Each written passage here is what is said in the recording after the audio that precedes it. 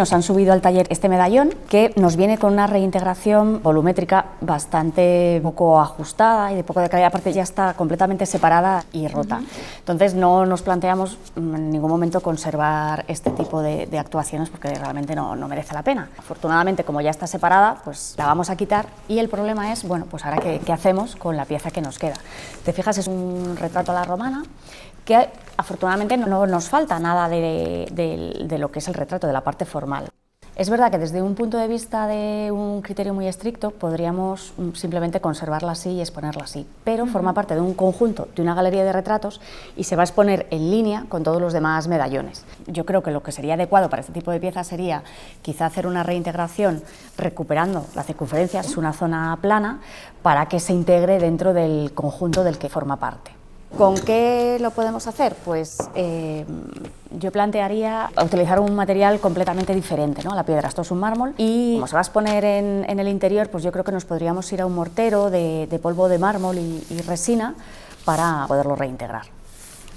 Pues bueno, mira, ya tenemos aquí la pieza completamente terminada, ha colocado aquí los imanes. En realidad hemos elegido 4 puntos, 2 imanes más grandes para los 2 extremos y unos pequeñitos en la parte estrecha.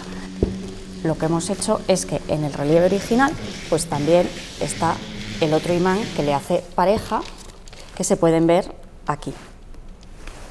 Una vez que tenemos la reintegración volumétrica y tenemos el original, hay que unirlo siempre que sea posible de una manera reversible. La manera tradicional de trabajar hubiera sido pues poner aquí unas espigas y utilizar adhesivos estructurales, pero con los imanes hemos calculado que sean lo suficientemente grandes y que tengan la suficiente fuerza como para que cuando unimos las 2 piezas se encajen perfectamente y la adhesión sea lo suficientemente fuerte como para poder manipular este relieve a flexión sin quedarnos por un lado con el original y por el otro con la reintegración volumétrica. Entonces, si lo intentamos levantar, podemos ver que la obra se mantiene perfectamente y hemos hecho el esfuerzo de flexión y no se ha separado.